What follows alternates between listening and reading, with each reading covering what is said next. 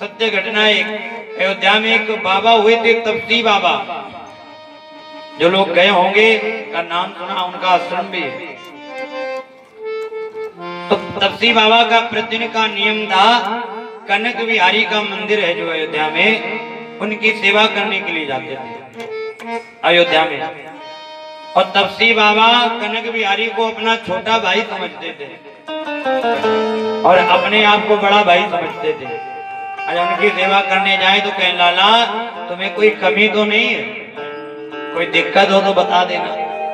आज सभी संत हंसे कि देखो बाबा का स्वभाव, भगवान से पूछते कि तुम्हें कोई कमी तो नहीं है। भगवान सबको देने वाले, भगवान से पूछते कि कोई तुम्हें कमी तो नहीं है। यही भाव होना चाहिए वास्तविकता में। ये भाई मान रहे अपने भगवान को। कहा जाता है भगवान को भगवान न मानो, आप उनसे चाहो चाहो रिश्ता वो निभा लो। जिससे सबसे ज्यादा प्रेम करते हो वही भगवान को मान लो। भगवान कहते मैं हर रिश्ता निभाने के लिए तैयार हूँ। त्वमेव माता च पिता त्वमेव, त्वमेव बंधो च सखा त्वमेव, त्वमेव विद्या द्रविणं त्वमेव, त्वमेव सर्वं मम देव देव। देखिए भगवान को भगवान ना मान सको तो भगवान का अपना भाई बना लो। अगर आपका कोई भाई नहीं तो भगवान को भाई मान लो। है पिता नहीं तो भगवान को ही पिता समझ लो। कोई आपका मित्र नहीं है तो भगवान को मित्र बना लो। अब मित्र बनाने में सबसे ज्यादा फायदा होता है।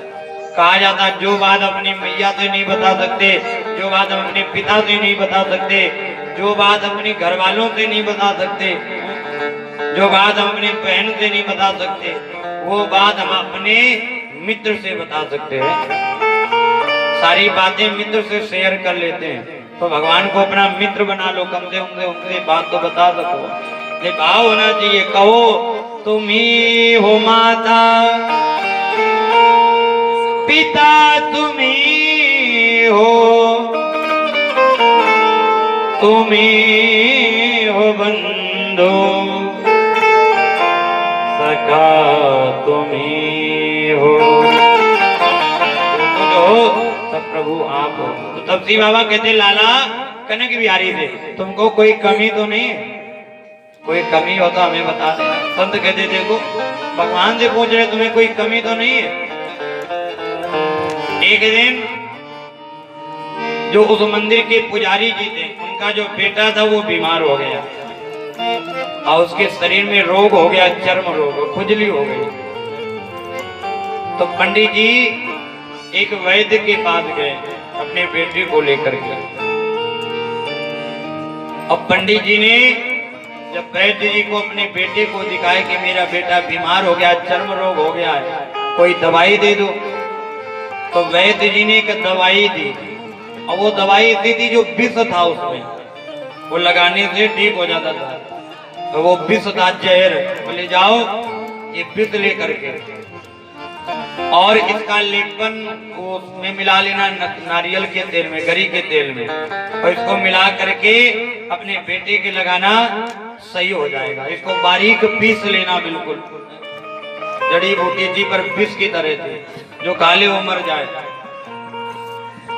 आज महाराज वो लेकर के आए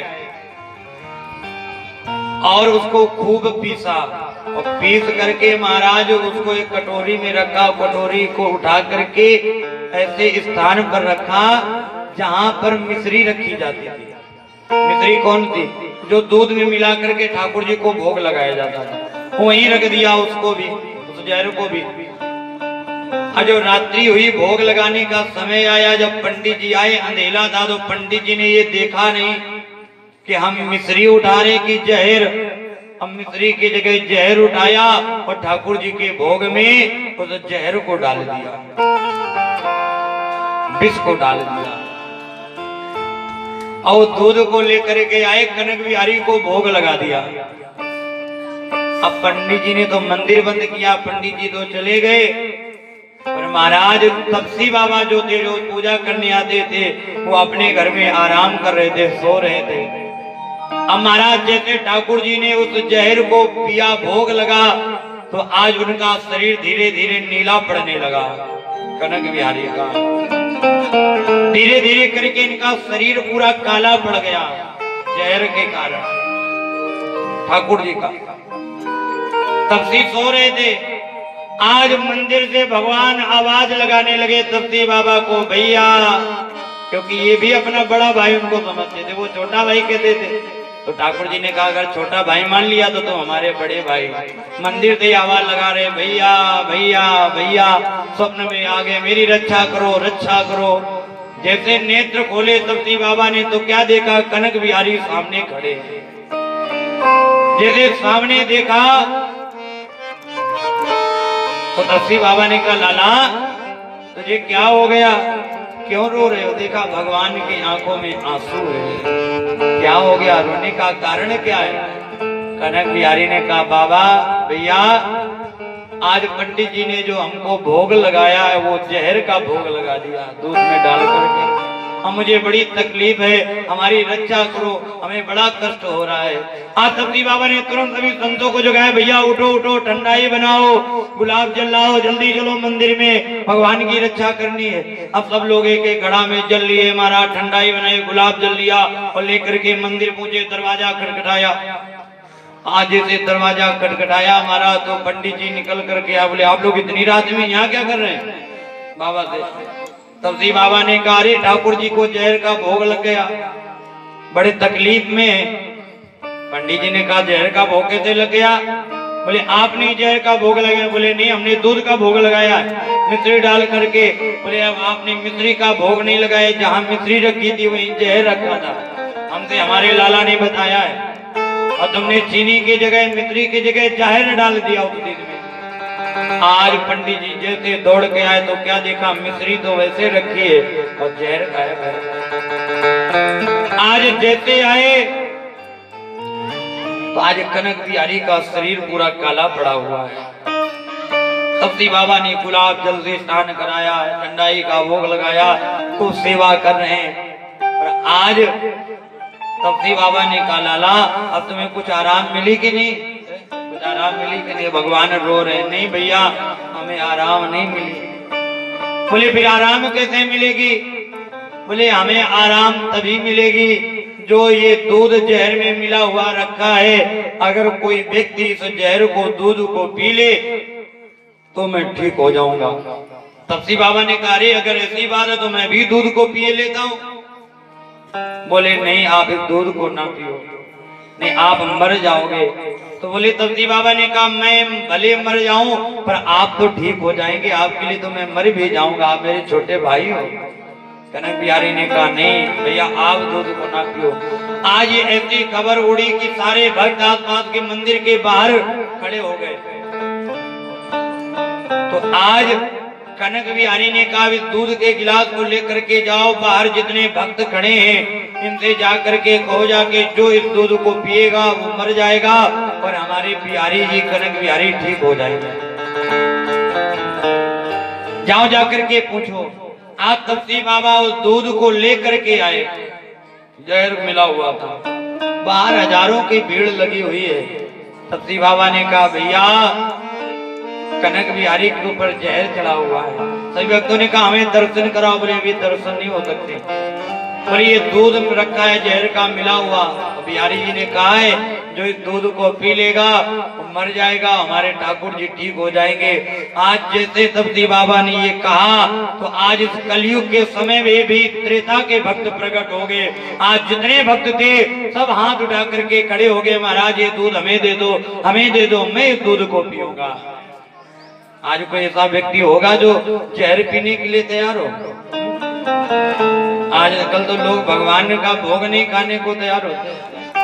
भगवान को स्नान करा दो तो स्नान का जल पीने के लिए नहीं तैयार होते हैं कि वो उनके स्नान का जल दे। कैसे कैसे भक्त हैं। पर आज अयोध्या में कलयुग में भी त्रेता हो गया उत्पन्न। सारे भक्त हाथ उठाए खड़े, महाराज हमें दूध दे दो, मैं इस दूध को पी जाऊंगा, हम मर जाएंगे, हमारे कनक बिहारी ठीक हो जाए। तपसी बाबा बड़े प्रसन्न, तपसी बाबा है, बोले लाला यहाँ तो जितने भक्त सब दूध पीने के लिए तैयार हैं तेरे लिए, बताओ किसको दूध दे। कनक बिहारी ने कहा आप ये दूध किसी को मत दो, 2 मन दूध मंगाओ और उस पूरे दूध में इस जहर को मिला दो, 1 गिलास को, और जितने भक्त बाहर खड़े हैं सबको 2-2 चम्मच बांट दो। आज दूध मंगाया गया महाराज,